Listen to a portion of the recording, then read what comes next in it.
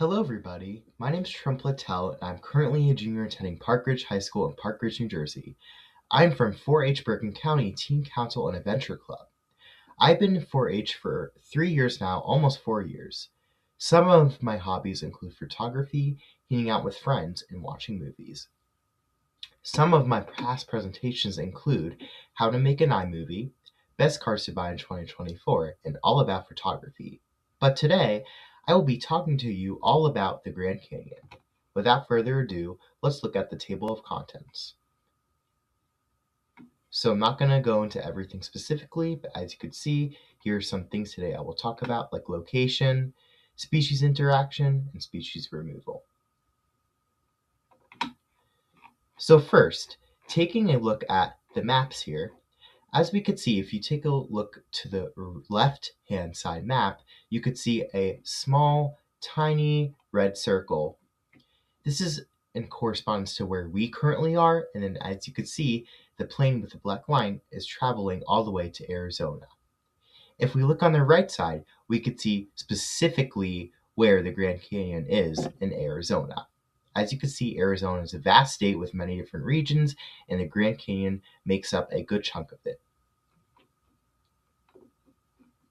So moving on to the terrain and desert. While we often think of it as one place, the Grand Canyon actually sits at the crossroads of three major North American deserts, the Sonoran, Mojave, and Great Basin deserts. For the formation, it's a perfect example of erosion.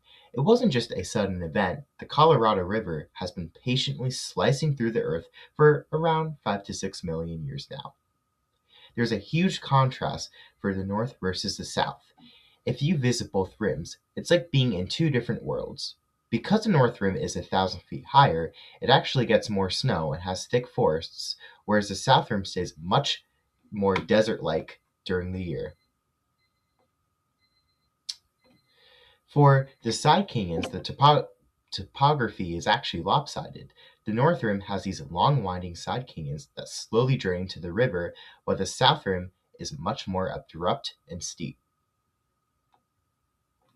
So now moving on to the body of water. So while the Grand Canyon is famous for its views, the Colorado River is the master architect that actually carved it over millions of years ago.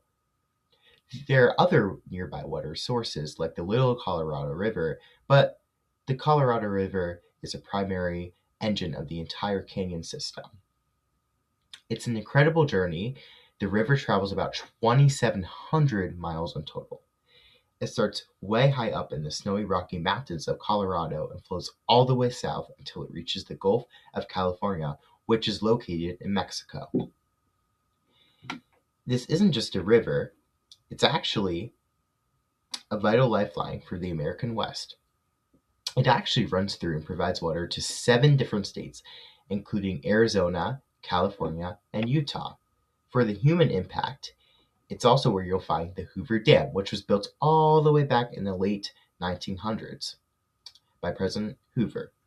This massive feat of engineering created Lake Mead and continues to provide power and water to millions of citizens living in the United States today, specifically in the Arizona area. So now, moving on to the climate. So on the south rim, summer days are pleasantly warm, typically hovering around 85 degrees. It's the most popular time to visit, but you will still need plenty of water to stay hydrated, which is the most important thing that everybody should be doing, especially in times like now. If you head to the north rim, it's noticeably cooler. Because of its higher elevation, summer averages are only about 70 degrees, making a great escape from the desert heat. Winter on the south rim is a season of extremes. You might see a crisp 60-degree afternoon, but temps often plunge to 30 degrees or lower once the sun goes down. The north rim is a true winter wonderland.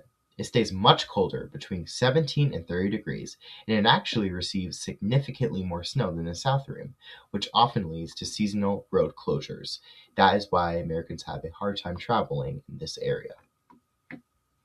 Down at the canyon floor, it's a different world. Even in the dead of winter, it stays relatively mild, with temps ranging from 56 all the way to 62 degrees Fahrenheit.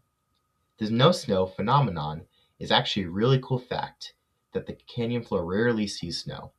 Even when the rims are buried, the air warms up so much as you descend that any snowflakes usually melt into rain before they can hit the bottom of the canyon. Now moving on to the sunlight. So expect about 310 sunny days per year because it's one of the sunniest spots in the country. While winter is milder, the UV index often hits around 8 to 10, which is considered very high in the summer. The high elevation, 7,000 plus feet, means thinner air and less protection from UV rays than if you were at sea level. The canyon walls actually act like a giant radiator that many Americans have in their homes, soaking up heat during the day and then radiating it back at nighttime. Temps at the bottom of the inner canyon can be 20 degrees hotter than at the rim due to this heat retention. So now we're going to talk about something called a food web. So a food web is basically a bunch of different interconnected species that feed off of each other, and it can get very complex. So I'm going to break down what each trophic level, which basically means where each species lays on the food web. So first, starting off with primary producers, this is the foundation of the web. These are plants that create their own energy using sunlight through photosynthesis. And I'm pretty sure all of you hopefully know what photosynthesis is. It's basically the main driver to pretty much all of science. It's how we get our energy, or primarily plants get their energy, but it really drives all of life. You can find it in environmental science, biology, ecology, all different types of sciences. So for primary consumers, these are the herbivores. These animals get their energy exclusively by eating the primary producers. These are the plants. The secondary consumers are the carnivores or omnivores that hunt and eat the primary consumers. And the tertiary consumers, most of the time named the apex predators, these are at the top of the food chain. They hunt both secondary and primary consumers and typically have no natural predators on their own.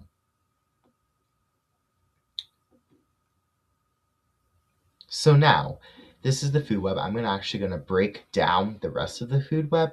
So moving on to the next slide, breaking it down, primary consumers and producers. So I'm not going to get into everything specifically, but as you could see, all the species above the plants, these are going to be your herbivores. For example, jackrabbit can eat the ponderosa pine tree and the oleander flower plant. The mule deer can eat the prickly pear cactus and the sago lily. The Chuckawalla lizard can eat the oleander plant and the ponderosa pine tree, and the bighorn sheep can eat the sago lily and the ponderosa pine tree as well. And then just going back to the last slide, these are actually all the different types of species. So for example, we have ponderosa pine tree, prickly pear cactus, oleander, sago lily, jackrabbit, mule deer, Chuckawalla lizard, bighorn sheep, red-tailed fox, rattlesnake, North American bobcat, great horned owl, mountain lion, golden eagle, bald eagle, and then finally the coyote. So breaking it down, as you know, we talked about that already.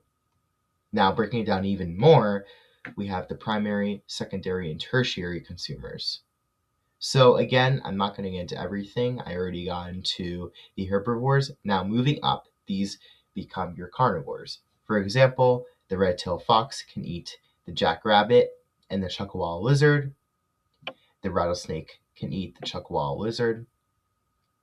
North American bobcat can eat jackrabbit. It can also eat the mule deer. The great horned owl can eat the jackrabbit.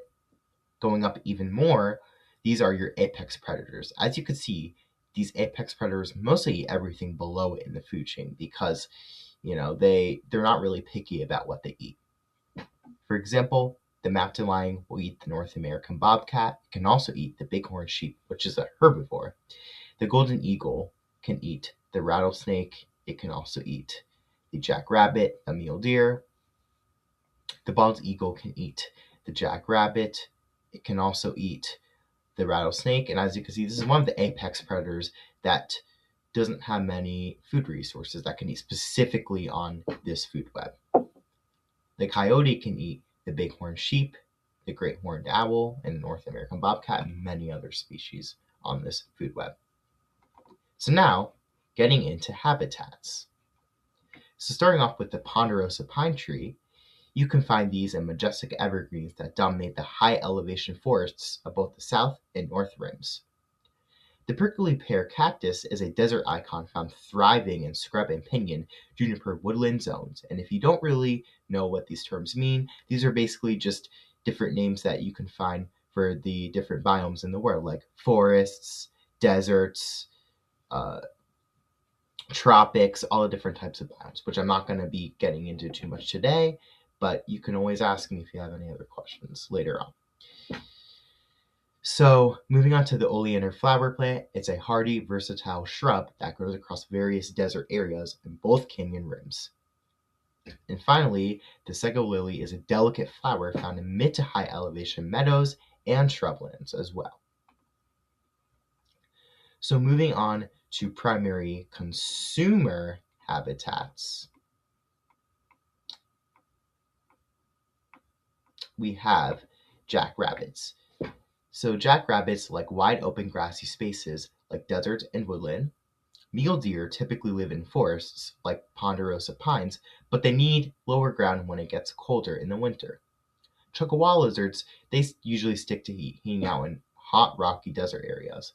Bighorn sheep, these are the climbers. You'll find them on steep canyon walls and rocky ledges. So now, moving on to secondary consumer habitats. The red-tailed fox is found across all canyon elevations from the inner floor to the rims. The rattlesnake lives in low, dry areas like deserts, scrublands, and woodlands. The North American bobcat prefers rugged terrain near the Colorado River, including desert and woodland.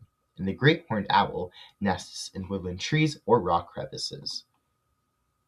Moving on to tertiary consumer habitats. So the mountain lion, they are found in secretive environments and found in forests or rocky canyon areas.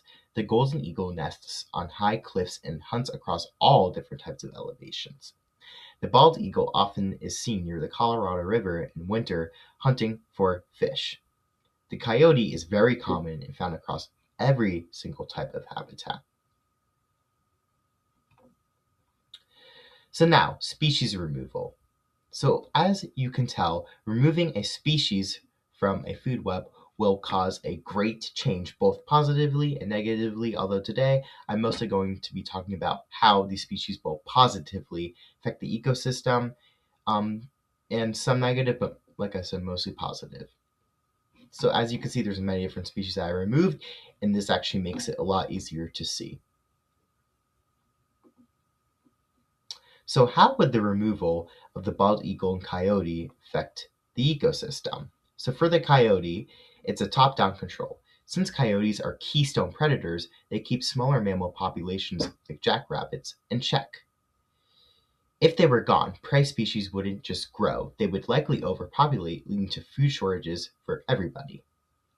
Predators actually keep these species healthy by hunting the weakest individuals out of the food web. And for the bald eagle, since it has a huge apex role as top predators, eagles help maintain the rhythm of the food web. Without eagles, prey like snakes and lizards might surge at first, but they would eventually run out of important food and water resources. Removing an eagle doesn't help other species survive long term. It usually causes a trophic cascade, which is a term that can make the whole ecosystem collapse. So now, moving on to the ponderosa pine tree, which I also removed in the previous image. It boosts water resources. More water stays in the soil for smaller plants like cacti and lilies. Forests turn to open grasslands and meadows. And feeds herbivores. More grazing space opens up for animals like deer and rabbits and changes fire cycles. It alters how natural fires move through the landscape. This is my works cited page, and this is pretty much everything that I will cover for you about the Grand Canyon today. If you have any further questions, please email me at my email address, shrimplat@gmail.com. Thank you so much for watching my presentation, and I look forward to seeing you soon, even though I couldn't make the actual presentation in Bergen County. Thank you.